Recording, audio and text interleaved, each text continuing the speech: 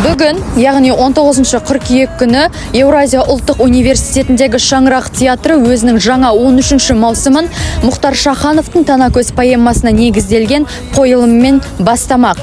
Жылдан жылға көрермендердің назарында өзінің әртүрлі оқиғаларымен өрбітілген және сағындырған әндері арқылы көзайымға айналған театр ұжымы өзінің жаңа жұмыстарын бастағалы отыр. Ал ендеше театрдың ішкі көрінісін бірге тамашалайық.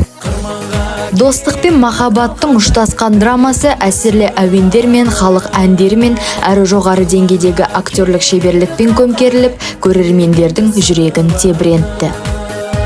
Дәл қазір менің қасымда Танакөз қойылымындағы Мұраттың эмоциясын сомдаған Шаңырақ театрының актрисасы Құндыз Киятовна. Сізге қоятын бір-екі сауалым бар еді. Ең әуелі, жалпы Мұраттың эмоциясын сомдау барысында сізге күрделі және де маңызды болған бөліктері қайсысы? Тағы да сәлеметсіз бе? Менің енді бірінші сұраққа жауап берейін. Күрделі жағына келетін болсақ, жалпы Танакөз қойылымында біз массовка болғанымен біздің рөліміз өте маңызды. Себебі біз Мұрат пен Мұхтар және Танакөз не айтса, солардың жаңағы бейнесін, эмоцияларын көрсетіп тұрамыз. Мен Мұраттың эмоциясы болдым өзім. Мұраттың эмоциясы болған маған біріншіден ұнады, ал екіншіден айта кететін жайт күрделі жағы ол Мұраттың жаңағы трактордың жұмыстарынан әсерінен аяқсыз қайтып келген жері болды. Бір жағынан ол жерде біз Мұраттың көңілсіз жағын көрсеттік, ал бір жағынан оның жаңа досын көріп, Танакөзді көріп, бір қуанғанын көрсеттік та. Ол қиын болды, неліктен? Себебі жаңағы оның бейтарап сезімін біз түсіндіруіміз керек болды. Оны жалпы түрімізбен түсіндірдік, мимикамызбен түсіндірдік, іс-қимылсыз, сөзсіз түсіндіру болды. Ал екінші маңыздысы ол жаңағы Мұрат, Мұхтар және Танакөздің арасындағы достық махаббат сезімін көрсету болды. Танакөзге деген махаббаты және Мұхтарға деген кіршіксіз достықтық махаббат дейді ғой, сондай болды. Соны көрсету біз үшін өте маңызды болды, себебі қойылымның басты идеясы сол болды. Ол достық, махаббат, тек екі ғашықтың арасындағы махаббат емес, сонымен қатар жан достардың арасындағы махаббат болды. Сол сезімді біздің көрсету күрделі және маңызды болды. Шаңырақ театры бұл шығарманы жаңа қырынан ашып, өмірдің күрделі кезеңдерін әсерлі сахналық бейнелер арқылы жеткізді. Оқиға желісі кейіпкерлердің ішкі жан күйзелістерін баяндайды. Зеркүлдің рөлін сомдаған Шаңырақ театрының мүшесі Еркежан Жанатқызы.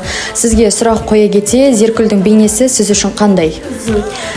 Жалпы спектакльде Зеркүлдің образы бір қатты ашылды деп айта алмаймын, бірақ сонда да Зеркүл ол көпшіліктің көзіне жағымсыз, яғни отрицательный кейіпкер ретінде көрінді, яғни өзінің жарын қиын қыстау кезінде тастап кеткені.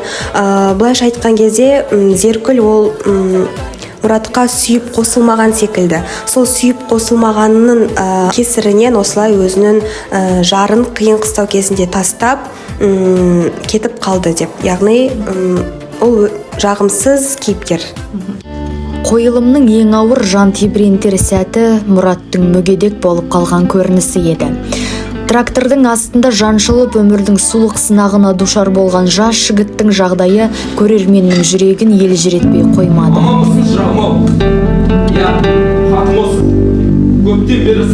Бұл ауыр көрініс одан әрі Мұхтардың сағыныш пен қасіретке толы хатын оқыған сәтте шарықтау шегіне жетті. Әрбір айтылған сөз жүрекке шоқ болып қадалып, залдағы көрермендер еріксіз көз жасына ерік берді. Бұл хат тек кейіпкердің ғана емес, махаббат пен үмітке толы талай жанның үнсіз мұңы еді.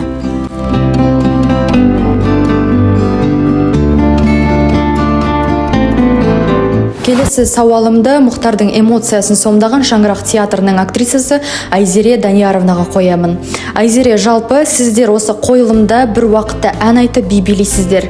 Осы нәтижеге жету үшін сіздер қаншама уақыт дайындалдыңыздар, және де дайындық жалпы қалай іске асты? Сұрағыңызға рахмет. Енді біз бұл қойылымды маусым ашар ретінде қойғаннан кейін дайындыққа көп уақыт болған жоқ. алайда біз әр күніміздің әрбір сағатын пайдалана отырып сол ән мен биді бір мезетте айтып би билеуге өзіміз физикалық тұрғыдан да және жағымызды ашып сол тұрғыдан да кәдімгідей дайындалдық. Оған өзіміздің арнайы жаттығуларымыз бар, және де тек қана ән мен биге емес, сахна жүрісі, сахна қозғалысы деген атты жаттығуларымыз бар. Осының барлығына өзіміз дайындалдық, және соның нәтижесінде өзіміздің маусымашарымызды жоғары деңгейде өткіздік деп білемін.